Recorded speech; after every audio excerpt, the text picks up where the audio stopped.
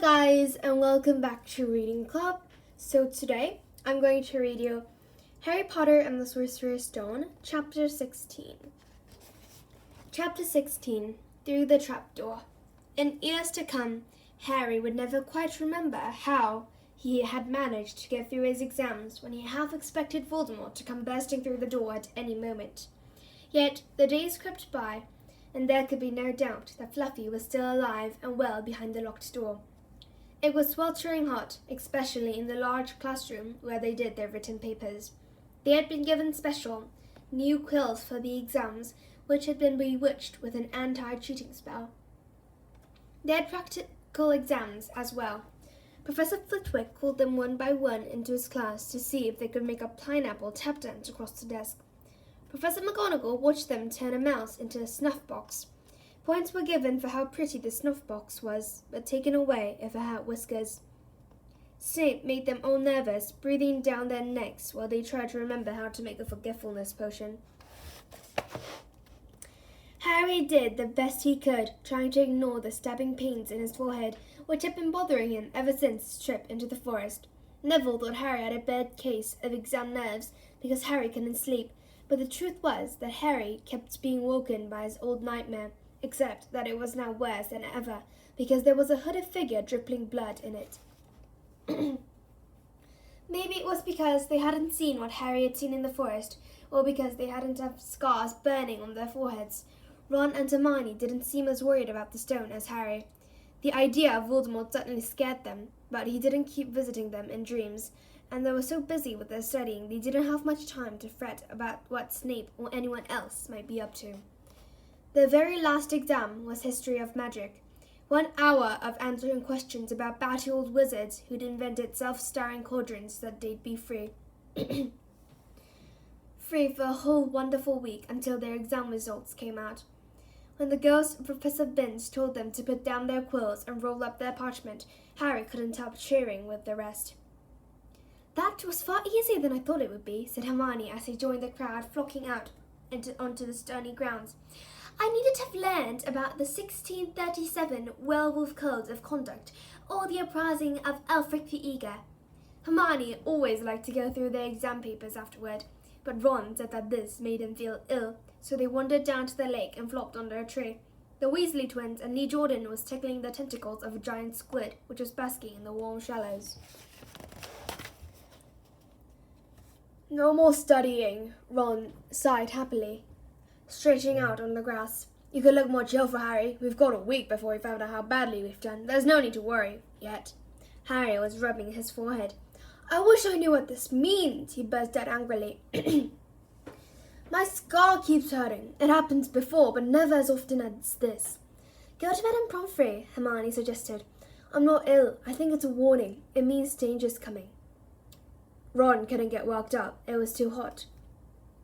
"Harry, relax. Hermione's right. The stone's safe as long as Dumbledore's around. Anyway, we've never had any proof Snape found out how to get past Fluffy. He nearly had his leg ripped off once. He's not going to try it again in a hurry. And Neville will play Quidditch for England before Hagrid lets Dumbledore down." Harry nodded, but he couldn't shake off a lurking feeling that there was something he'd forgotten to do, something important. When he tried to explain this, Hermione said, "That's just the exams. I woke up last night and was halfway through my transfiguration notes before I remembered we'd done that one." Harry was quite sure the unsettled feeling didn't have anything to do with work, though. He watched an owl flutter towards the school across the bright blue sky, a note clamped in its mouth. Hagrid was the only one who ever sent him letters. Hagrid would never betray Dumbledore. Hagrid would never tell anyone how to get past Fluffy. Never. But Harry suddenly jumped to his feet. "Where are you going?" said Ron sleepily. "I've just thought of something," said Harry. He had turned white. "We've got to go and see Hagrid now." "Why?" panted Hermione, hurrying to keep up. "Don't you think it's a bit odd," said Harry, scrambling up the grassy slope, "that what Hagrid wants more than anything else is a dragon, and a stranger turns up who just happens to have an egg in his pocket? How many people wander around with dragon eggs if it's against the wizard law? Lucky they found Hagrid, don't you think? Why didn't I see before?" "What are you talking about?" said Ron, but Harry, sprinting across the grounds toward the forest, didn't answer. Hagrid was sitting in an armchair outside his house. His trousers and sleeves were rolled up, and he was shelling peas into a large bowl. Hello, he said, smiling. Finished your exams? Got time for a drink? Yes, please, said Ron, but Harry cut him off. No, we're in a hurry, Hagrid. I've got to ask you something. You know that night you won no bet? What did the stranger you were playing cards with look like? Dunno, said Hagrid casually. He wouldn't take his cloak off. He saw the three of them looked stunned and raised his eyebrows. That's not that unusual. You get a lot of funny folks in the Hog's Head. That's one of the pubs down in the village. Might have been a bit dragon dealer, mightn't he? I never saw his face. He kept his hood up. Harry sank down next to the bowl of peas. What did you talk to him about, Hagrid? Did you mention Hogwarts at all? Might have come up, said Hagrid, frowning as he tried to remember. Yeah, he asked what I did, and I told him I was gamekeeper here. He asked a bit more about the sort of creatures I looked after, so I told him, and I said what I always really wanted was a dragon, and then I can't remember too well, because he kept buying me drinks. Let's see, yeah. Then he said he had the dragon egg, and we could play cards for it if I wanted. But he had to be sure I could handle it. He didn't want to go to any old home. So I told him after Fluffy, a dragon would be easy. And did he seem interested in Fluffy? Harry asked, trying to keep his voice calm. Well, yeah, how many three-headed dogs do you meet if you're around Hogwarts? So I told him Fluffy's a piece of cake if you know how to calm him down. Just play him a bit of music and he'll go straight off to sleep. Hagrid suddenly looked horrified. I shouldn't have told you that, he blurted out. Forget I said it. Hey, where are you going?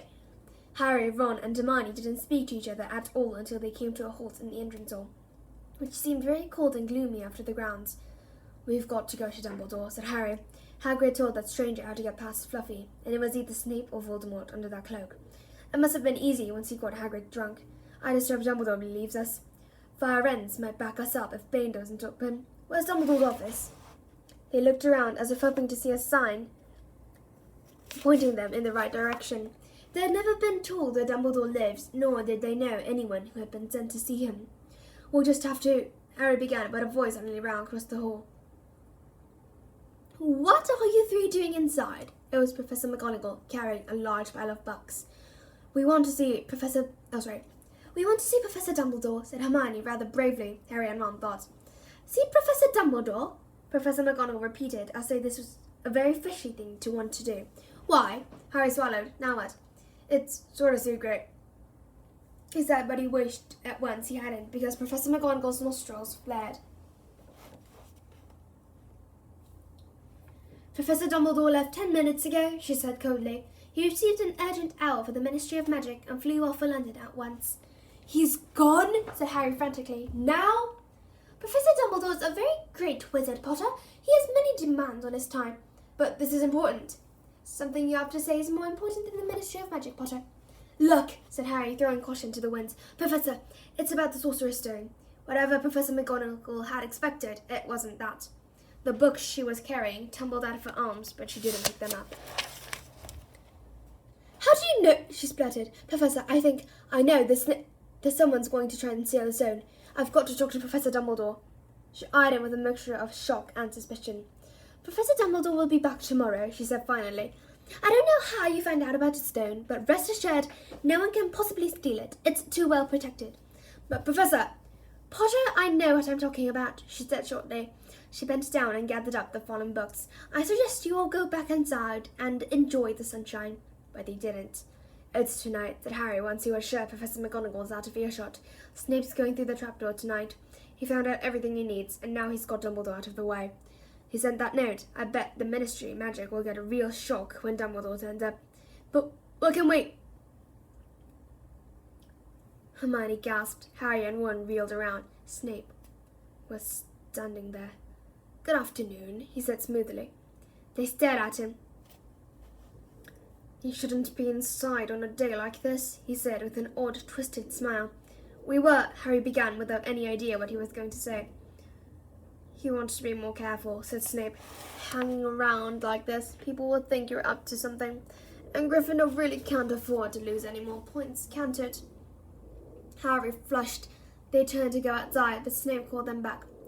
Be warned, Potter. Any more nighttime wanderings, and I will personally make sure you are expelled.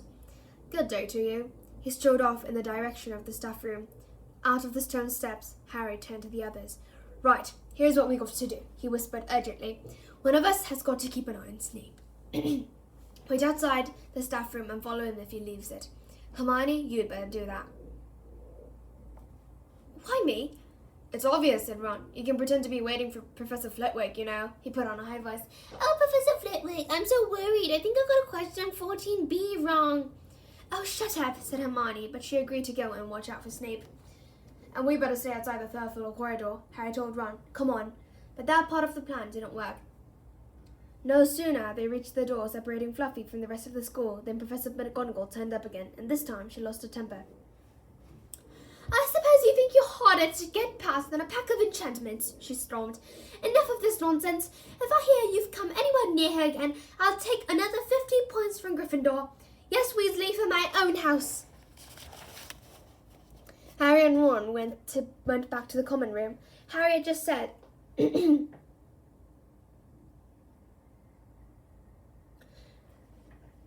at least Hermione is on Snape's trail, when the portrait of the fat lady swung open and Hermione came in.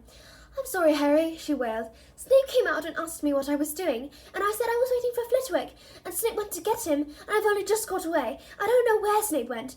Well, that's it then, isn't it? Harry said. The other two stared at him. He was pale and his eyes were glittering. I'm going out of here tonight, and I'm going to try and get to the stone first. You're mad, said Ron. You can't, said Hermione. After what McGonagall and Snape have said, you'll be expelled. So what? Harry shouted. Don't you understand? If Snape gets hold of the stone, Voldemort's coming back. Haven't you heard what it was like when he was trying to take over? Haven't you heard what it was like when he was trying to take over? Oh, sorry. There won't be any Hogwarts to get expelled from. He'd flatten it or turn it into a school for the dark arts. Losing points doesn't matter anymore, can't you see? Do you think he'll leave you and your families alone if Gryffindor wins the House Cup? If I get caught before I can get to the stone well, I'll have to go back to the Dursleys and wait for the Voldemort to find me there. It's only dying a bit later than I would have because I'm never going over to the dark side. I'm going through the trapdoor tonight and nothing you two say is going to stop me. Voldemort killed my parents, remember? He glared at them. You're right, Harry, said Hermione in a small voice. I'll use the invisibility cloak, said Harry. It's just lucky I got it back. But will it cover all three of us? Said Ron. All three of us? Oh, come off it. You don't think we'll let you go alone? Of course not, said Hermione briskly. How do you think you'd get to the stone without us? I better go and look through my books. There might be something useful. But if we get caught, you two will be expelled too. Not if I can help it, said Hermione grimly. Flitwick tells me in secret that I got 112% on this exam. They're not throwing me out after that. After dinner, the three of them sat nervously apart in the common room. Nobody bothered them. None of the Gryffindors had anything to say to Harry anymore after all. This was the first night he hadn't been upset by it. Hermione was scheming through all her notes, hoping to come across one of the enchantments they were about to try and break. Harry and Ron didn't talk much. Both of them were thinking about what they were about to do. Slowly, the room emptied as people drifted off to bed. Better get the cloak, Ron muttered as Lee Jordan finally left, stretching and yawning. Harry ran upstairs to their dark dormitory. He pulled out the cloak and his eyes fell on the flute Hagrid had given him for Christmas. He pocketed it to use on Fluffy. He didn't feel much like singing. He ran back down to the common room. We better put the cloak on here. We better put the cloak on here and make sure it covers all three of us. If Filch spots one of our feet wandering around on its own. What are you doing? Said a voice from the corner of the room. Neville appeared from behind an armchair, clutching Trevor the Toad, who looked as though he'd been making another bid for freedom. Nothing, Neville, nothing, said Harry, hurriedly putting the cloak behind his back. Neville stared at their guilty faces. You're going out again, he said. No, said Hermione. No, we're not. Why don't you go to bed, Neville? Harry looked at the grandfather clock by the door. They couldn't afford to waste any more time. Snape might even now be playing football to sleep. You can't go out, said Neville. You'll be caught again. Gryffindor will be even more trouble. You don't understand, said Harry. This isn't important. But Neville was clearly steeling himself to do something desperate. I won't let you do it, he said, hurrying to stand in front of the portal door. I'll fight you. Neville, Ron exploded. Get away from that hole and don't be an idiot. Don't you call me an idiot, said Neville. I don't think you should be breaking any more rules. And you were the one who told me to stand up to people. Yes, but not us, said Ron in exasperation. Neville, you don't know what you're doing. He took a step forward and Neville dropped over the Toad, who leapt out of sight. Go on then, try and hit me, said Neville, raising his fists. I'm ready. Harry turned to Hermione. Do something, he said desperately. Hermione stepped forward. Neville, she said, I'm really, really sorry about this. She raised her wand. Petrifuscus Tolaris, she cried, pointing it at Neville. Neville's arm snapped to his side. His legs sprang together. His whole body rigid. He swayed where he stood and then fell flat on his face, stiff as a board. Hermione ran to turn him over. Neville's jaws were jammed together so he couldn't speak. Only his eyes were moving, looking at them in horror. What have you done to him? Harry whispered. Is the full body bound? Said Hermione miserably. Oh, Neville, I'm so sorry. We had to, Neville. No time to explain, said Harry. You'll understand later, Neville, said Ron as they stepped over him and pulled on the invisibility cloak. But leaving Neville lying motionless on the floor didn't feel like a very good omen. In their nervous state, every statue's shadow looked like Filch. Every distant breath of wind sounded like Peeves swooping down on them. At the foot of the first set of stairs, they spotted Mrs. Norris sulking near the top. Oh, let's kick her just this once, Ron whispered in Harry's ear, but Harry shook his head. As they climbed carefully around her, Mrs. Norris turned her lamp-like eyes on them, but didn't do anything. They didn't meet anyone until they reached the staircase up to the third floor. Peeves was bobbing halfway up, loosening the carpet so that people would trip. Who's there? He said suddenly as they climbed towards him. He narrowed his wicked black eyes. Now you're there, even if I can't see you. Are you girly or ghosty or wee student beastie? He rose up in the air and floated there, squinting at them. Shook or Filch I should, if something's creeping around unseen. Harry had a sudden idea. Peeves, he said in a hoarse whisper, the bloody Baron has his own reasons for being invisible. Peeves almost fell out of the air in shock.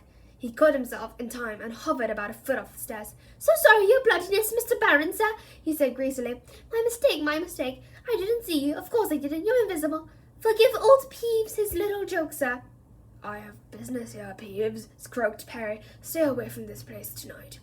I will, sir. I most certainly will, said Peeves, rising up in the air again. Hope your business goes well, Baron. I will not bother you. And he scooted off. Brilliant, Harry, whispered Ron. A few seconds later, they were there outside the third-floor corridor, and the door was already ajar. Well, there you are, Harry said quietly. Snape's already got past Fluffy. Seeing the open door somehow seemed to impress upon all three of them. What was facing them? Underneath the cloak, Harry turned to the other two. If you want to go back, I won't blame you, he said. You can take the cloak. I won't need it now. Don't be stupid, said Ron. We're coming, said Hermione. Harry pushed the door open. As the door creaked, low rumbling growls met their ears. All the three of the dogs' noses sniffed madly in their direction, even though we couldn't see them. What's that at his feet? Hermione whispered. Looks like a harp, said Ron. Snape must have left it there. It must wake up the moment you stop playing, said Harry. Well, here goes.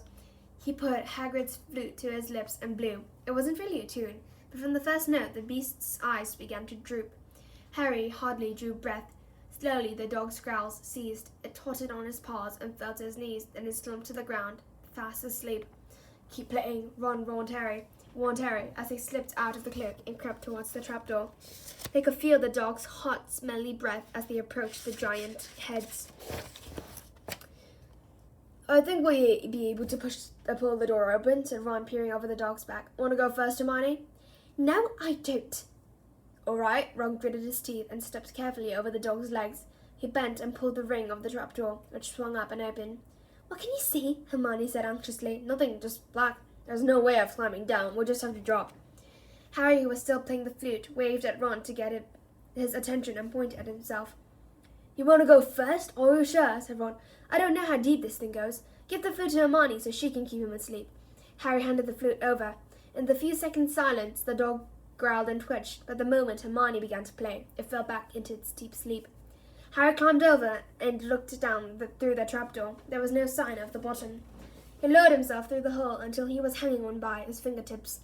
Then he looked up at Ron and said, If anything happens to me, don't follow. Go straight to the owlery and send Hedwig to Dumbledore, right?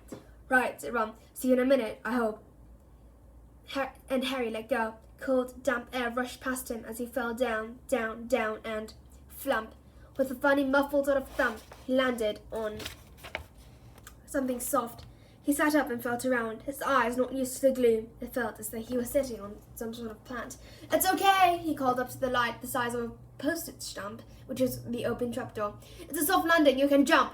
Ron followed right away. He landed sprawled next to Harry. "What is this stuff?" was his first words. "Dunno, some sort of plant thing. I suppose it's here to break the fall. Come on, Hermione!" The distant music stopped. There was a loud bark from the dog, but Hermione had already jumped. She landed on Harry's other side. "We must be miles into the school," she said. "Lucky this plant thing's here, really," said Ron. "Lucky!" shrieked Hermione. "Look at you both!" She leapt up and struggled toward the damp wall. She had to struggle because the moment she landed, the plant had started to twist snake-like tendrils around her ankles. As for Harry and Ron, their legs had already been bound tightly in long creepers without their noticing. Hermione managed to free herself before the plant got a firm grip on her. Now she watched in horror as the two boys fought to pull the plant off them. But the more they strained against it, the tighter and faster the plant wound around them. "Stop moving," Hermione ordered them. "I know what this is. It's Devil's Snare." "Oh, I'm so glad we know what it's called. That's a great help," snarled Ron, leaning back, trying to stop the plant from curling around his neck. "Shut up, I'm trying to remember how to kill it," said Hermione. "Well, hurry up, I can't breathe," Harry gasped, wrestling it with it as it curved around his chest. Devil's Snare, Devil's Snare. What did Professor Sprout say? It likes the dark and the damp." "So light a fire," Harry choked. "Yes, of course, but there's no wood," Hermione cried, wringing her hands. "Have you gone mad?" Ron bellowed. "Are you a witch or not?" "Oh, right," said Hermione, and she whipped out her wand, waved it, muttered something, and set a jet of the same bluebell flame she had used on Snape at the plant.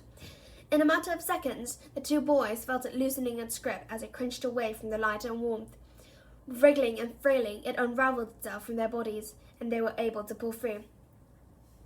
"Lucky you pay attention in herbology, Hermione," said Harry as he joined her by the wall, wiping sweat off his face.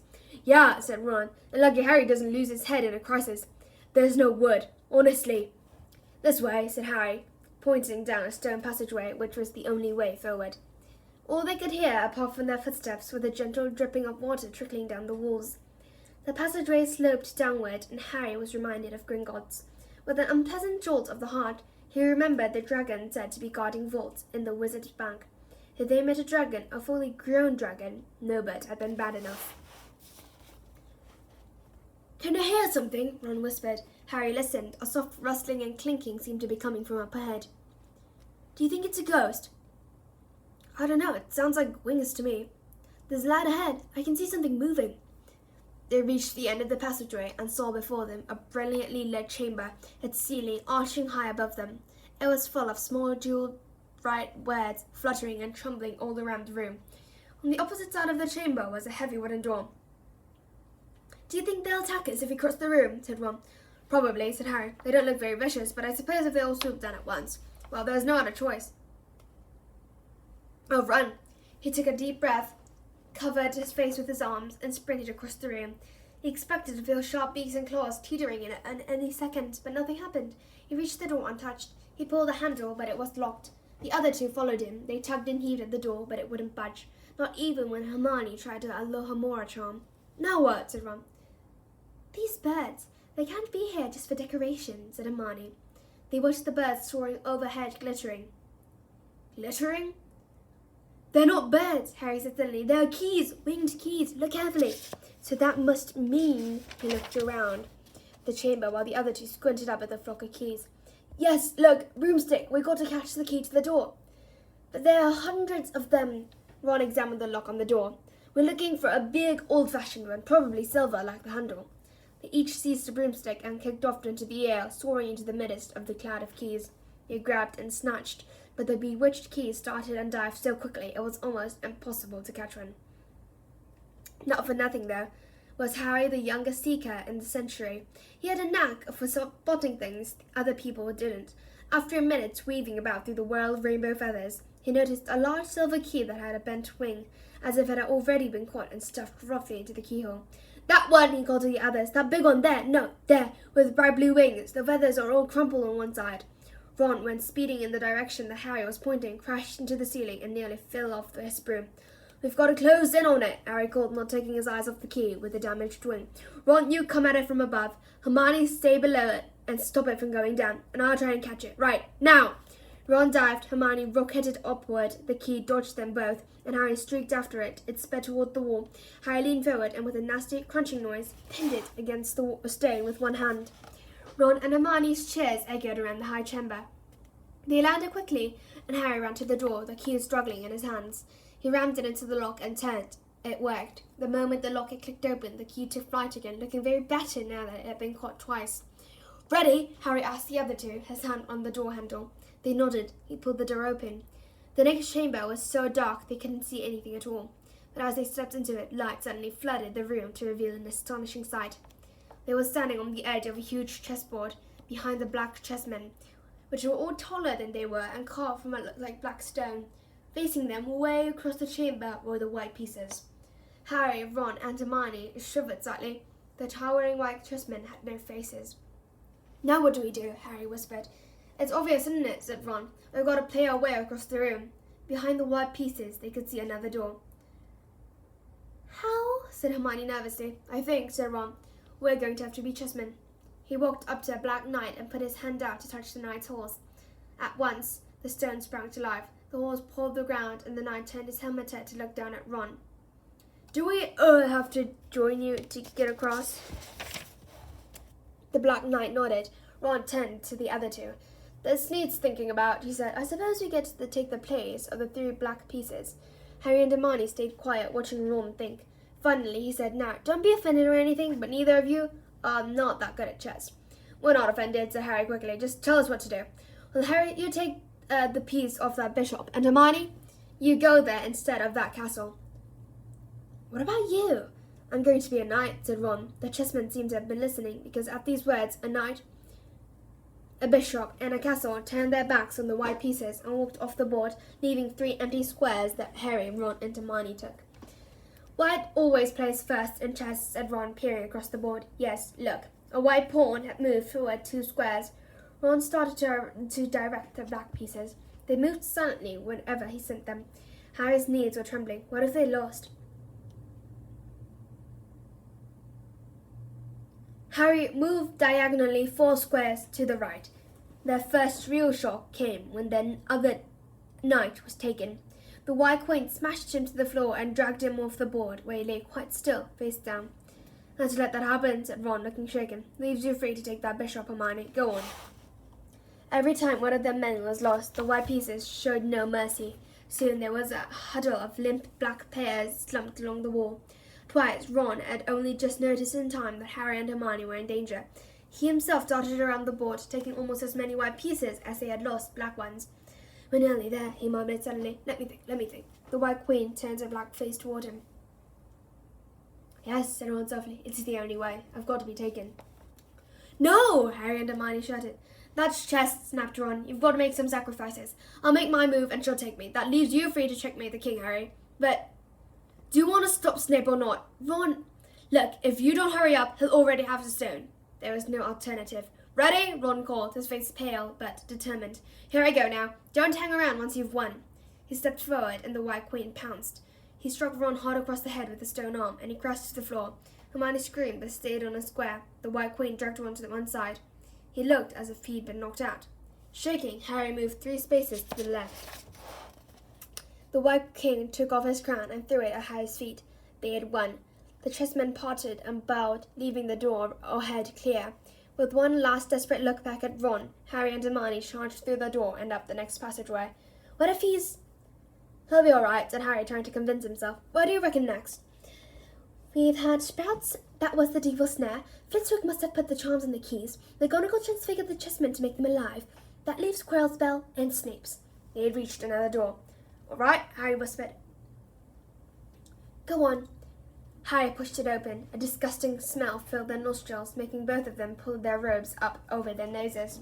Eyes watering, they saw, flat on the floor in front of them, a troll even larger than the one they had tackled, out cold with a bloody lump on its head. I'm glad we didn't have to fight that one, Harry whispered as they stepped carefully over one of its massive legs. Come on, I can't breathe. He pulled open the next door, both of them hardly daring to look at what came next. But there was nothing really frightening in here, just a table with 7 differently shaped bottles standing out in a line. Snape, said Harry, what do we have to do? They stepped over the threshold, and immediately a fire sprang up beneath them in the doorway. It wasn't ordinary fire either. It was purple. At the same instant, black flames shot up in the doorway, leaning outward. They were trapped. Look! Hermione seized a roll of paper lying next to the bottles. Harry looked over her shoulder to read it. Danger lies before you, while safety lies behind. 2 of us will help you, whichever you would find. One among us 7 will let you move ahead. Another will transport the drinker back instead. 2 among our number holds only nettle wine. 3 of us are killers waiting hidden in line. Choose unless you wish to stay here forevermore. To help you in your choice, we give you 3 clues for. First, however slyly the poison tries to hide, you will always find on nettle wine's left side. Second, different are those who stand at either end, but if you would move onward, neither is your friend. Third, as you see clearly, are all different sizes. Neither dwarf nor giant holds death in their insides. Fourth, the second left and the second on the right are twins once you taste them, though different at first sight. Hermione let out a great sigh, and Harry, amazed, saw that she was smiling, the very last thing he felt like doing. Brilliant, said Hermione. This isn't magic, it's logic, a puzzle. A lot of the greatest wizards haven't got an ounce for logic. They'll be stuck in here forever. But so will we, won't we? Of course not, said Hermione. Everything we need is here in this paper. 7 bottles, 3 are poison, 2 are wine, 1 will get us safely through the backfire, and 1 will get us back through the purple. But how do we know which to drink? Give me a minute. Hermione read the paper several times. Then she walked up and down the line of bottles, muttering to herself and pointing at them. At last, she clapped her hands. Got it, she said. The smallest bottle will get us through the backfire towards the stone. Harry looked at the tiny bottle. There's only enough there for 1 of us, he said. That's hardly 1 swallow. They looked at each other. Which one will get you back through the purple flames? Hermione pointed at a rounded bottle at the right end of the line. You drink that, said Harry. No, listen. Get back and get Ron. Grab brooms from the flying queue room. They'll get you out of the trapdoor and past Fluffy. Go straight to the owlry and send Hedwig to Dumbledore. We need him. I might be able to hold Snape off for a while, but I'm no match for him, really. But Harry, what if you know who's with him? Well, I was lucky once, wasn't I? Said Harry, pointing at his scar. I'll make it lucky again. Hermione's lips trembled, and she suddenly dashed at Harry and threw her arms around him. Hermione! Harry, you're a great wizard, you know. I'm not as good as you, said Harry, very embarrassed, and she let go of them. Me? Said Hermione. Books and cleverness. There are more important things. Friendship and bravery and... Oh, Harry, be careful. You drink first, said Harry. You are sure which is which, aren't you? Positive, said Hermione. She took a long drink from the round bottle at the end and shut it. It's not poison, said Harry anxiously. No, but it's like ice. Quick, go before I race off. Good luck. Take care. Go! Hermione turned and walked straight through the purple fire.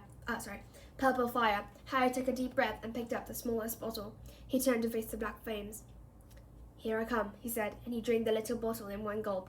It was indeed as though the ice flooding his body. He put the bottle down and walked forward. He braced himself, saw the black flames licking his body, but couldn't feel them. For a moment he could see nothing but dark fire. Then he was on the other side, in the last chamber. There was already someone there, but it wasn't Snape. It wasn't even Voldemort. So that's the end of this chapter. I hope you enjoyed it, and if you did, please click many likes and subscribe Reading Club. So I'll come back later with a new and improved channel. Thank you for listening. See you later.